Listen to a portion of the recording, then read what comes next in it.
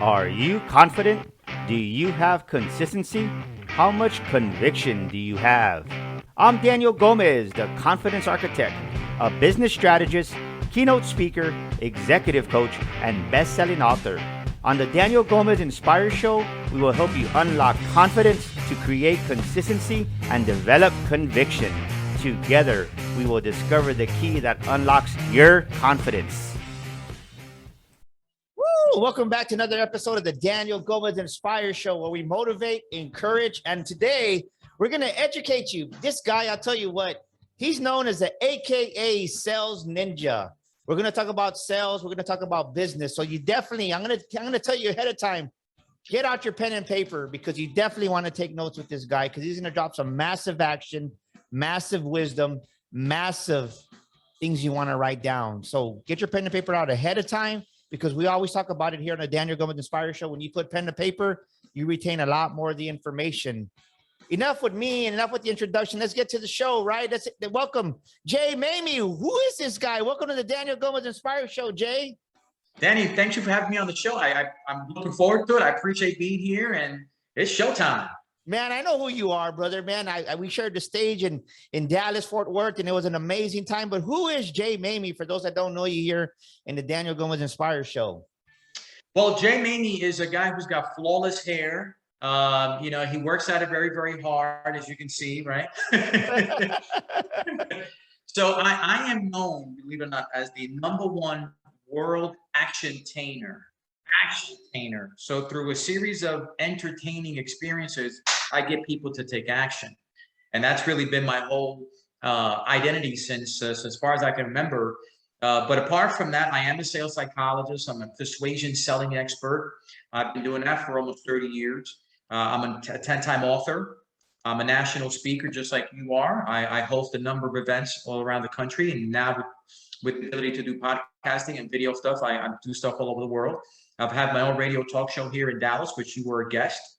I'm the purveyor of the Thriveology Shop, where people can go to get action-stoking phrases and thought-provoking ideas to get them moving again.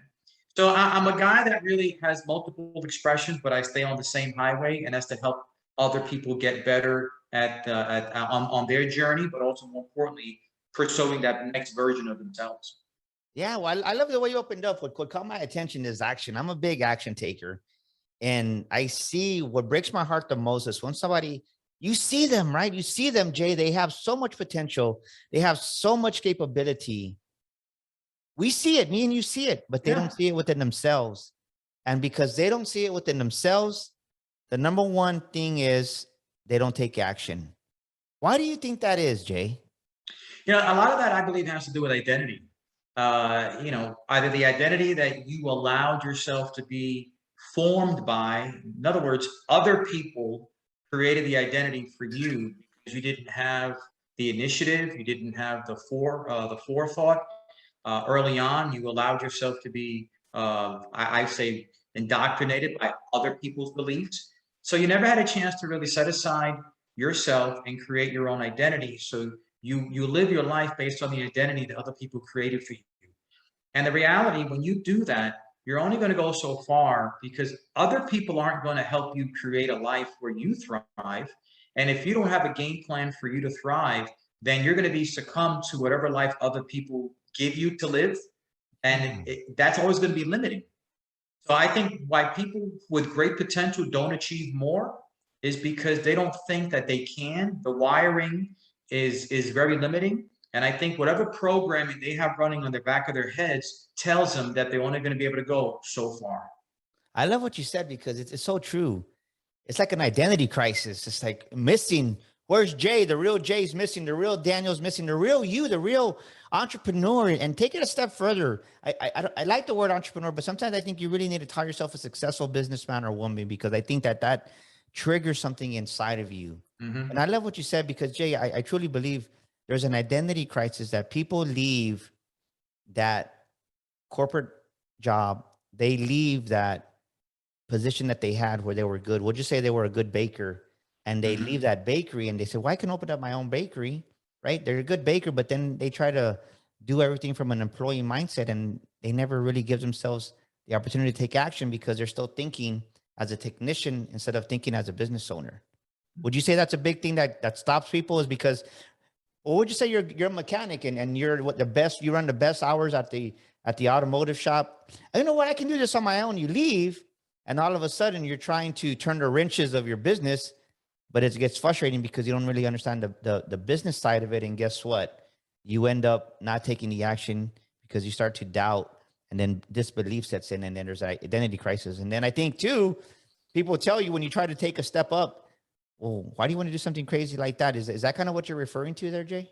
That and then some, because ultimately what happens is, and you brought up the word entrepreneur, and I agree with you. I think there has to be a transitional thought that takes a person from thinking about being an entrepreneur, because that's just a title, right, to a successful business owner, successful business person. Because the word successful automatically is going to force the subconscious mind to do things differently. And here's what I mean by that. If you ask anybody, for the most part, would you like to live the life of an entrepreneur? They would say, most people would say, and I know because I've done the studies, they would say, absolutely. And you ask them why. Here's the number one reason: freedom. Yeah. The freedom that they cannot experience as an employee is the reason why the person answers yes to being an entrepreneur. But that in and of itself doesn't create success, because there's many people that I know, that you know, that have launched their own entrepreneurial business, but they treat it with the same habits as a job, right? So an entrepreneur is just a title. Helping you reprogram that experience to I am a successful business owner is brilliant, because it changes the way you think, and it also forces you to develop different habits, because you are a business owner that is pursuing success, not just entrepreneur by title. And there's many entrepreneurs out there that are title only. Does that make sense? Yeah, and I'm glad we're talking about this, because I'm going to be real, right? I think I'm going to be opened up and go in depth. Yeah, absolutely. It's like this last week. I opened up my email and I got like boom, boom, boom, boom, boom. I got all these invoices and vendors, and I'm just like, oh man, it's the last week of the month. And I can tell you that one of the struggles that I had is I was really developing that successful business mindset for myself, Jay, is that, man, you get an invoice for 200, you get an invoice for 300, you get an invoice for 500, you get an invoice for 1,000. And at first, those little invoices for $50 and $100 they seem daunting, right? Daunting is a word. Mm-hmm. They seem overwhelming. And then all of a sudden, your business grows and you start generating more revenue. Well, now you have bigger invoices of 500 and 1,000. And Mm-hmm. I was joking, because it's like my attitude was, oh man, I got to pay these. And when I shifted that to, guess what? I get to pay these because that means I'm making revenue. That means Right. things are good. Right. And I see that that's where many young entrepreneurs struggle, because they don't want to pay for services that they need, or outsource something. And once again, like you said, it keeps them from taking action. What's your perspective on that, Jay? You know, we can speak for hours on this topic alone, because I talk about this all the time. I write about this all the time. And I'm the kind of guy, I'm in your face, man. I'm from New York. I grew up in Spanish Harlem. We don't mince words, right? But I think that authenticity is what people like about me. You're going to get what you're going to get. In love, with respect and dignity, but you're not going to get any sweet talk. You're going to get coaching talk that's going to help you get to the next level. And one of the things that I agree with you is that person who is the entrepreneur.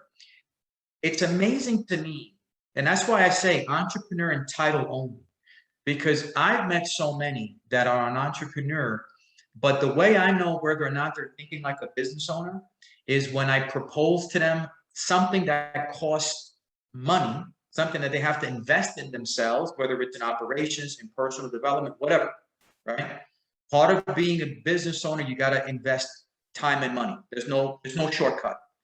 But the first question they come back to me is, after I've shared with them wisdom, the first question they come back to me is they ask me, well, how much is it going to cost me? What's the cost? That tells me this person is not really ready. Now, you want to be reasonable with how you manage your expenses. But if there is something valuable that can help your company grow, your business grow, and the only thing you're thinking about is how much it's going to cost me, as opposed to what a business owner says, how much can I make by doing this? that tells me you're not ready to be an entrepreneur. You're not ready to be a business owner because you're more focused on what's it going to cost me as opposed to how much I can make if I learn this. That I makes love sense? that. Yeah. So drop some wisdom right here because they're ready to take notes. I see it. They got the highlighter ready. They got the paper ready. So what are 2 or 3 action steps that somebody can take? Right. It's funny. Take action steps that because they're not taking action and they're stuck in that employee mindset. They're stuck in that corporate world. They're stuck in that entrepreneur just thinking that I always say this, that they're always at Starbucks. They think being on social media is being an entrepreneur. It's not. Yeah. If you're not generating revenue, you're not a business. So what are 2 or 3 things that you can give us to take away right now in reference to start taking action and really getting momentum in our business and get that going, Jay? Here's the first thing I would share. It's the same thing I share with everyone I speak to. If you're going to be successful in anything, but since we're talking about business, the first thing you have to do is take a step back and you have to identify your deficiencies. You have to identify, where am I deficient? Am I deficient in the way I communicate? Am I deficient in my ability to close a sale? Am I deficient in my understanding of a product? Where am I deficient? Am I deficient in my habits to get up in the morning and read and study or have a game plan? Where am I deficient? That unless I fix that deficiency and turn it into an efficiency, I'm not going to have success because I'm still lagging an anchor that is not allowing me to move forward. And if you still have that anchor called deficiencies operating in your life, you're not going to have success. You're going to have very limited growth. That's the first thing I would say to them. The second thing I would say is once you identify your deficiencies, go get the help. I've had to do that. I've noticed that my deficiencies has been in getting the right people doing the right projects for me. So I automatically, because I'm a go-getter kind of guy, I said, I'll do it. Right? Yes. I get stuck out of the way, I'll do it. But that's a problem. So I've had to learn. I love that because I think somebody's hearing this, and I was with you. They have that old mentality. I'm laughing because I'm thinking of the younger Daniel Gomez. That was the old Danny Gomez. Actually, my wife hates it when they call me Danny because she knows that was the bad version of me to say. But because I would say, well, if I can't do it, no one can do it right. Let me do it.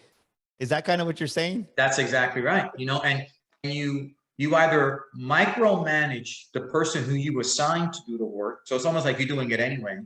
Yes. Or you're like, okay, I'll do it.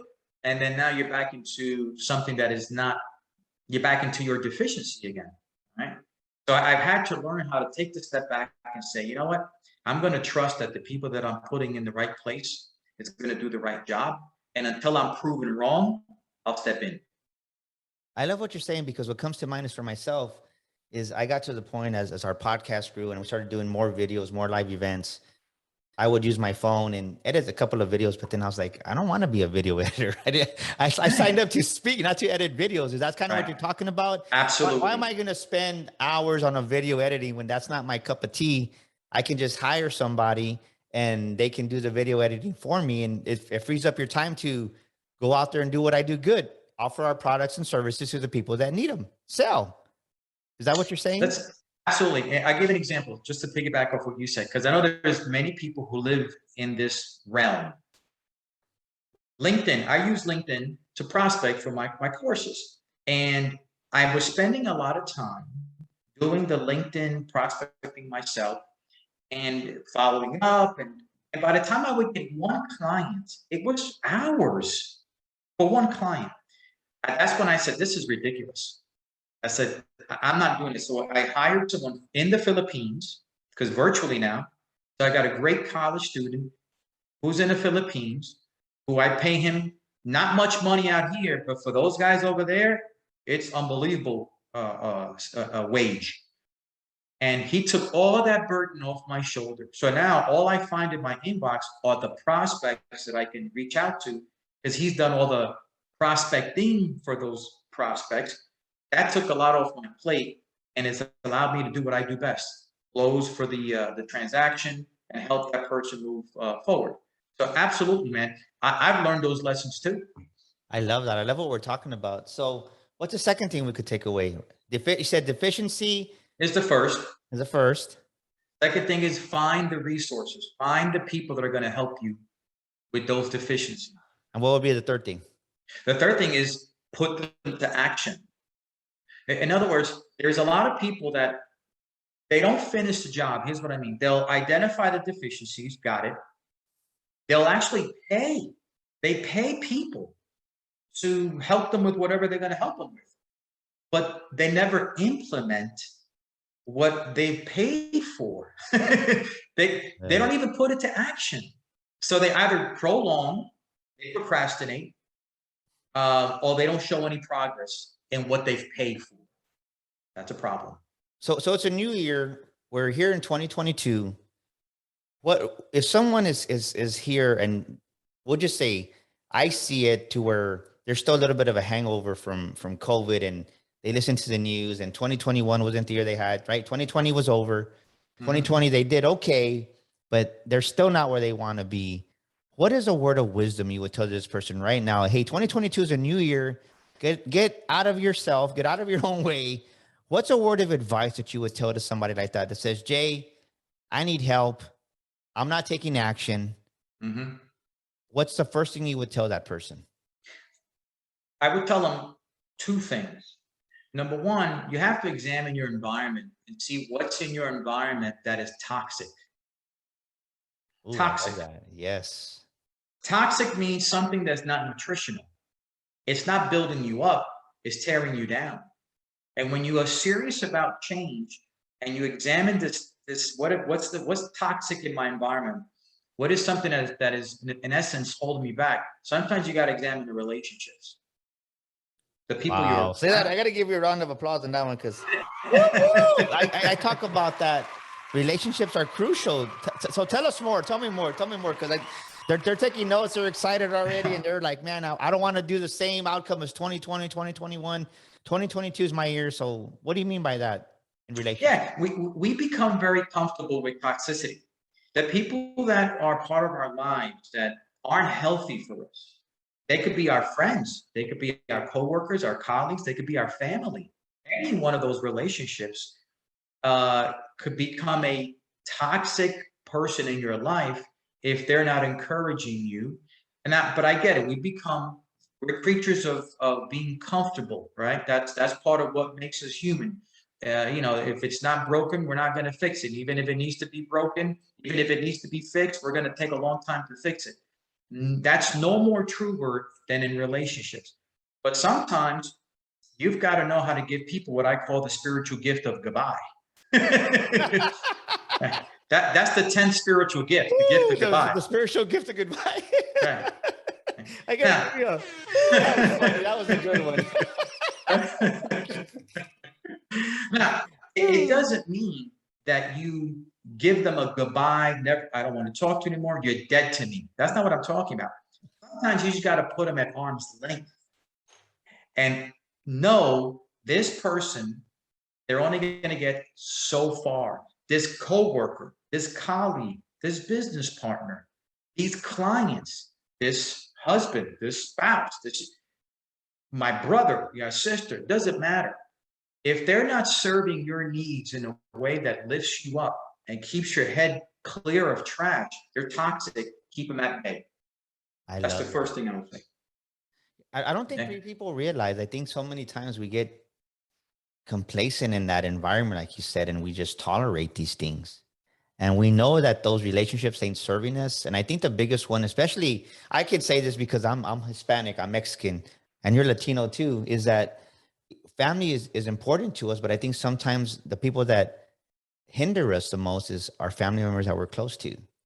And not that I'm better than any of my primos or anybody in my family, but it's just sometimes if you're not taught to dream big, which a lot of us weren't when we were younger, and all of a sudden God gets a hold of you and let's go. And they're like, why do you want to do that? Oh, you're just being greedy. Or, oh, it's like, no, it's like I have a dream. I need to go out there and make a difference.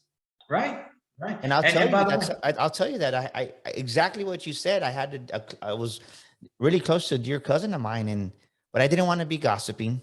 I didn't want to be drinking and clubbing like I was before. I had to change my life. Something had to change if I was going to be serious, to be not just an entrepreneur, but to just a title, but to really be successful in business.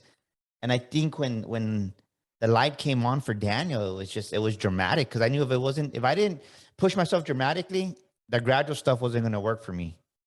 Does that make sense? It totally makes sense, and you had a revelation. That's really what it was. You had a revelation.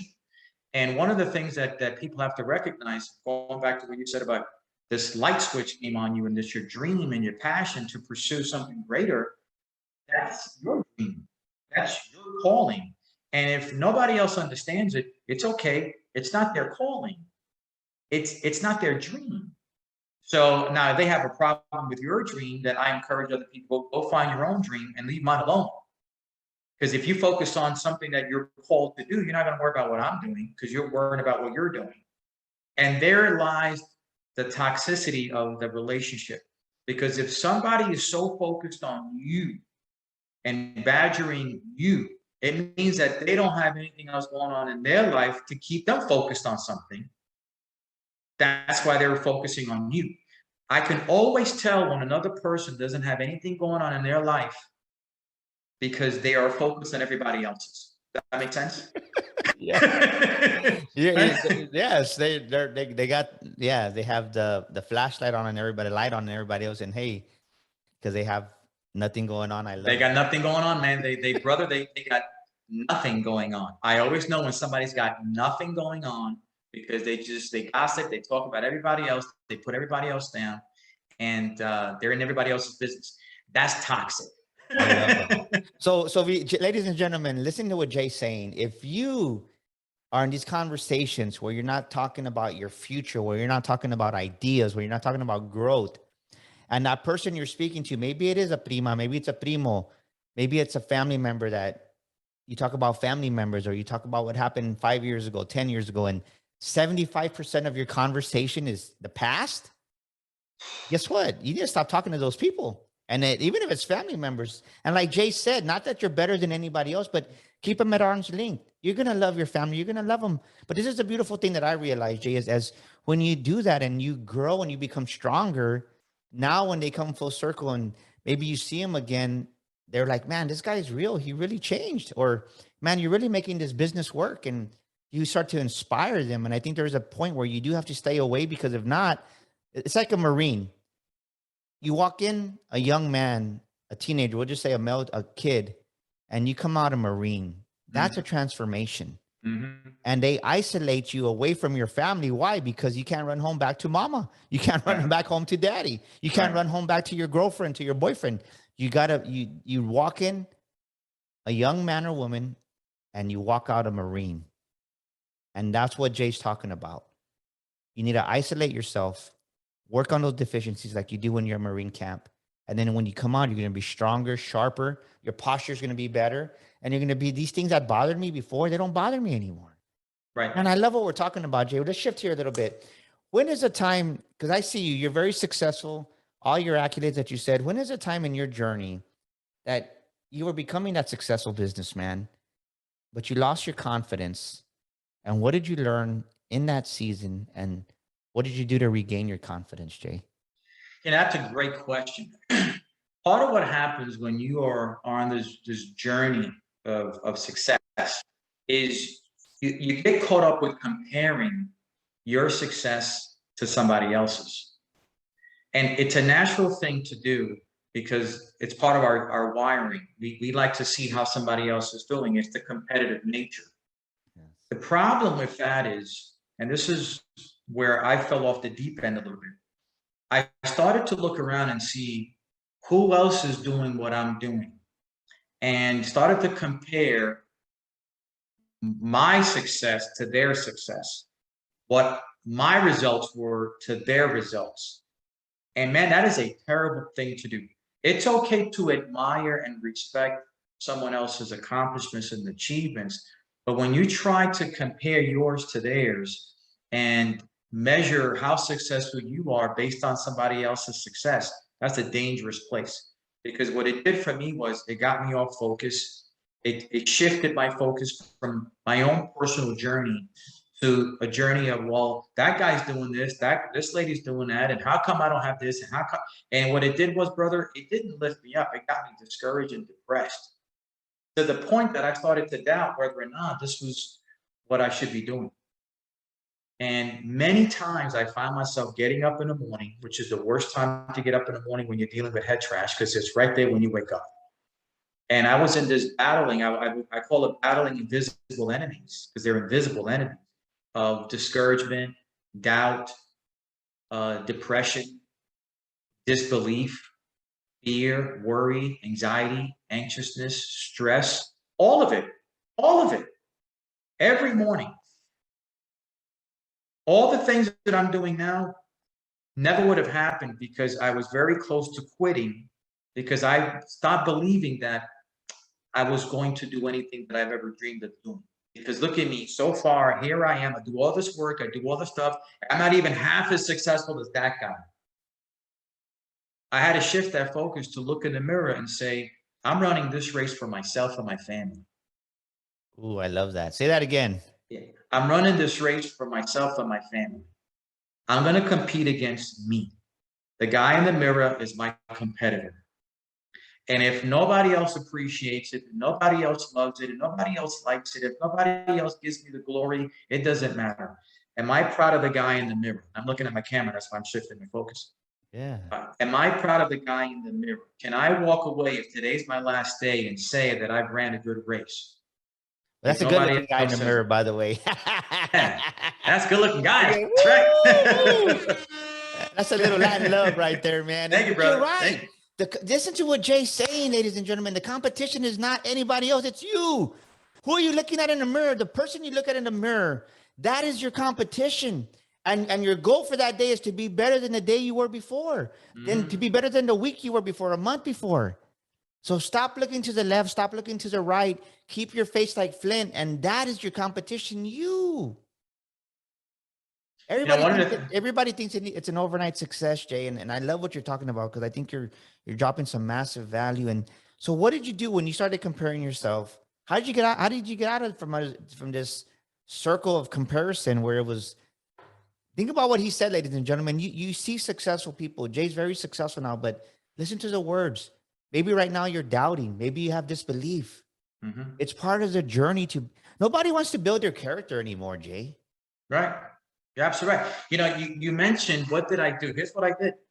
This was my therapy. Now, my background is psychology and behavioral sciences, so I had a little bit of advantage because those are my degrees. So I know how the brain works and how to snap out of it. But one of the things that I did was, therapeutically, I started to write. And I started to write for myself. Because the more ambitious you are, this is true for your listeners, the more ambitious you are, the more you're going to have these battles. They're part of being who we are. But the less you have other people to talk to that can relate. Just a fact. Ooh, say that again. I caught it, but I missed it. But say that again. Number one, the more ambitious you are, the more the battles. And the more ambitious you are struggling with these battles, the less you have people to talk to who can relate at that level. So I couldn't go talk to somebody to say, hey, you know what? You're ambitious. I'm ambitious. Do you ever struggle with this, that, and the other? It's difficult. And if you try to speak to somebody else who's not at the same level that you are, they're not going to give you any wisdom because they cannot relate. And it's a wasted conversation. Okay. That's the handicap of people like you and me. Okay. I've learned that. Very few people can relate to our experiences. So I wrote my own book. I wrote a book called Battling Invisible Enemies, Facing Your Inner Struggles Head On. Because I wrote that book. I literally wrote that for myself. Every night I said, okay, I got to get whatever's in here, I got to get it out so I can speak it, but I can also write it. So I wrote a book called Battling Invisible Enemies. I wrote it for me. I said, what's going on in your head, Jay? Like I was talking to myself. Yeah. And once I identified all of those battles, I said, okay, now I got it. I got these enemies in front of me. What am I going to do? How am I going to handle when this one pops up? I come up with a strategy. How am I going to handle when this one comes up? Another strategy. So for every 10 battles, I had 10 strategies. And that's how I was able to get myself out of that hole and find myself in a better place. And that was about 4 years ago, bro. I love that. I love that. Think about what he said. And it makes sense, ladies and gentlemen. If, like, for instance, I'm an event planner, we do events, we do our own events. We have a women's conference, we have our speaking academy, and we hold other business events. If I'm having problems in an event arena, I need to go talk to somebody who has events, is what Jay's Right. saying. If Yeah. not, they're not going to understand. It's everybody loves to go to events, but to fill the seats, it's a different story. So Mm-hmm.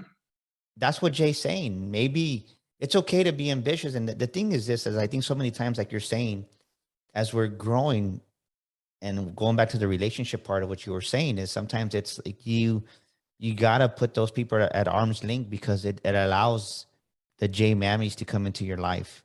Mm-hmm. It allows the Zandra Evans to come into your life. People that understand and relate to you, that are at that ambition level. And that ambition, I think so many times people give it a bad rap, but being ambition is just wanting more, wanting to succeed, because there's always another level inside all of us. Mm-hmm. The thing is, we get comfortable. So what did you learn about yourself in that season as you were gaining your confidence back, Jay? I learned that there is always light at the end of the tunnel. Number one, I've learned that I've got to allow the evolution of the events. In other words, I'm I can be hungry for something to happen tomorrow.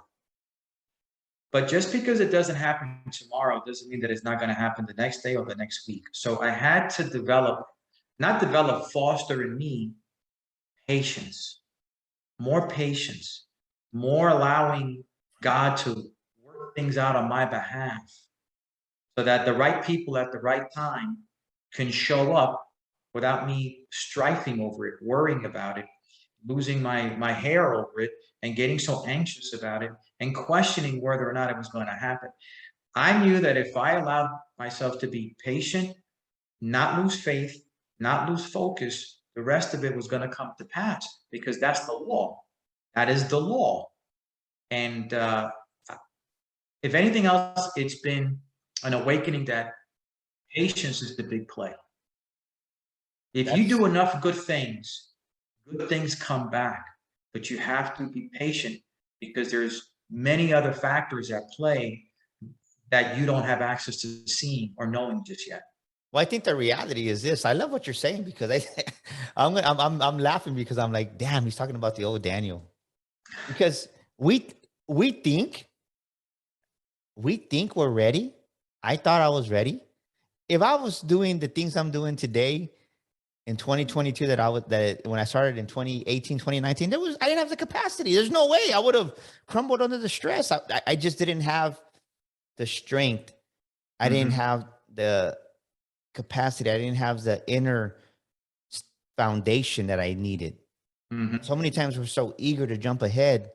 And if you think about people that get that success overnight, they crumble, because Right. they can't handle it. Think about people that win the lottery, so much money, they've never had it. They crumble. They're worse off than when they were. You think about somebody that comes in, and next thing you know, a good example of that is, I was reading a story. I can't think of the gentleman's name, but he won that American Idol, and overnight success, really. And he crumbled. He stopped showing up to to his. He just couldn't handle the schedule, and he was like, it's too much. And it's like, because he didn't have he didn't wait. He didn't have the patience to wait for his time. And sometimes what Jay is saying right now, ladies and gentlemen, you have to have the patience to know that it's God's timing. There's a perfect time. It's like that. It's like that eaglet. The mother knows when she has to push that eaglet out of the nest when it's ready. She has Mm-hmm. patience with them. Mm-hmm. And it's when it's your time to fly, you're going to be ready. So don't be impatient during the preparation stage, is what Jay's saying. Say it again. Don't be impatient during the preparation stage, because there's always a preparation stage. Would you agree with that? I agree, and that's why there's a scripture that talks about the appointed time. Right. Well, that's what it means, at the appointed time. People Yeah. now ask me, even my son says to me, he says, "Daddy, when are you going to be a millionaire?" That's my 12-year-old son. I said, "Daddy, when are you going to be a millionaire?" I said, "I'll be one when I am one. I'll be one when I become one. When it happens, it'll happen. It's going to happen when it happens." And I leave it there. It's going to happen when it happens. And that's the appointed time. And that's one thing that 5 years ago, 6 years ago, I'd have been like, It's just going to happen. I don't question whether it's going to happen. I know it's going to happen. When, how, that's none of my business. I just keep charging forward. Man, I love the value that you're adding here today, and you're the sales master. So I definitely we gotta spend the last portion of this episode on sales. What is your perspective? Because you do a lot of sales training. Sales is our background, but people don't get it. No business survives without revenue. And going back to the people coming out of corporate America, 9 to 5, starting a business, they never developed a successful business mindset. How important is it as a successful business to develop that sales professional mentality? Let me tell you I know something. that's a loaded question, but I'll give you the trailer answer, the trailer version answer.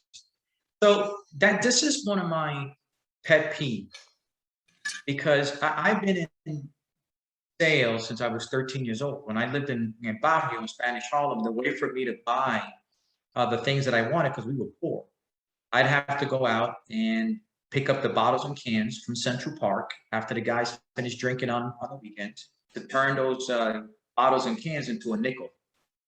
And that's how I was able to buy my Jordache jeans, my Adidas, my Pumas, look cool like everybody else. But that for me, it awoke in me the reality that there's money out there. You just got to know what it looks like and then be willing to do it. Most people weren't willing to pick up bottles and cans because they saw garbage. They saw, poop. I saw profit. I said, how are people leaving? These are nickels. But they see cans. They see garbage. That awoke in me the spirit of an entrepreneur. And one of the things I developed from there is a tax business, personal coaching, personal fitness business, and all of it. So here's one thing I know from 35 years now of being in some kind of selling capacity. 99% of most salespeople lack the skills to sell better. They get involved in some sales career, opportunity, business, whatever they get involved in that has to do with effective communication and persuasion. And they're winging it. They take a couple of courses, maybe watch a couple of videos, maybe go to a couple of seminars. Very minor amount of development occurs. And usually the companies that they are working for, if they're working for a company, they don't offer much in terms of superficial training. Yes. But selling is understanding psychology. And that's where most salespeople don't go there. They don't have the ability. They don't have the understanding. So I would tell anyone who's in sales, if you don't understand and make yourself available to learn the psychology of selling and how the other person's mind is working at the conscious and at the subconscious level, you're never going to be a selling ninja. You're never going to be a master. You're always going to be maybe proficient in the way you identify proficiency to be, but you're not going to be a master until you understand how to sell beyond the words using psychology. And that's why, the course that I have, you're involved in it. It dives heavy into the psychology of selling and how to leverage that to become a better salesperson. So what's your number one sales tip? Well, words matter. Okay. One of the things I tell people is your words can either attract or repel. You could have a great product and you could be likable. All those other things are important.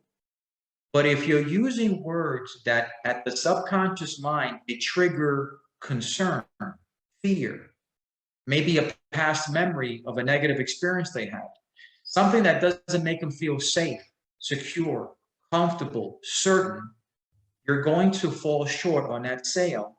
And it had nothing to do with your likability factor. It had nothing to do with your product or your presentation.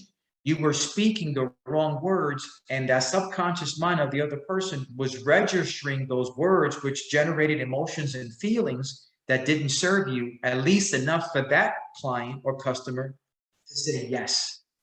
Yes. That's huge. Words matter. What you say and how you say it matters more than anything else. Boom, baby. Woo.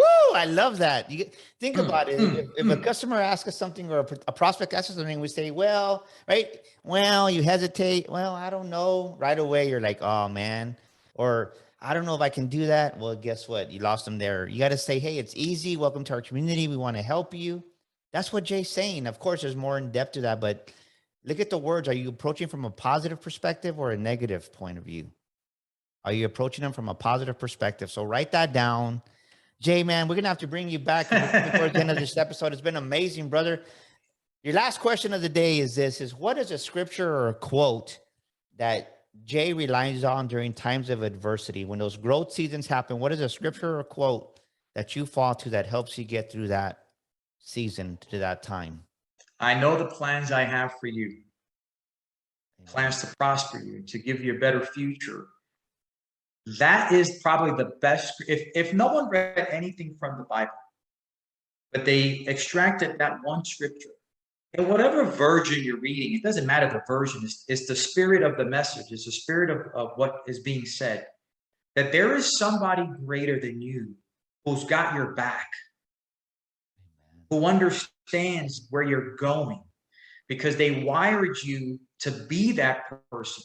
They've downloaded the dreams in you to get you to somewhere that you're going to feel you have purpose. They've got your back.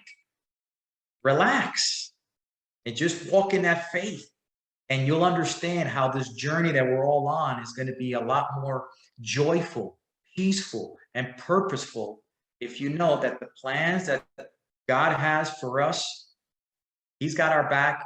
There's no reason to ever have concerns that we're going to fail if we put faith in that. Amen. Powerful, brother. How do we get a hold of you? Somebody's listening to this episode. They want to know more about the J-Man. How do we get a hold of you, brother? Listen, the best way they can go is to my website, thejmaymi.com, thejaymaymi.com. From there, they're going to find my radio talk show. They're going to find my books. They're going to find all my other goodies. That's my central hub way to find me. Man, thank you so much for being here with us today, brother. It's been a great guest. We're honored to have you here. And ladies and gentlemen, that's a wrap for this week's episode. Thank you so much for joining us here. If you're stuck in life, if you're stuck in business, if you need help, go to danielgomezglobal.com. That's danielgomezglobal.com. Take our free assessment there for entrepreneurship. We definitely want to help you get unstuck and take advantage of our 45-minute discovery session. We've helped businesses that were losing $1 million in the red to making $1 million in the black. We can do that for you. And we help entrepreneurs hit their first 100, their first $250,000, because we've lived it. We've done it. We want to make that happen for you. Once again, if you don't ask for help, it's never going to come. So reach out to us with our Shield of Faith business coaching and executive coaching. Until next week, that's a wrap for this week. We'll see you next week here with another amazing guest on the Daniel Gomez Inspire Show. Once again, thank you to Mr. J. Maymi for joining us this week. Thank you. This is Daniel Gomez, and thank you so much for tuning into our show today. We'd love your feedback. Please drop us a comment, and thank you for leaving us a review.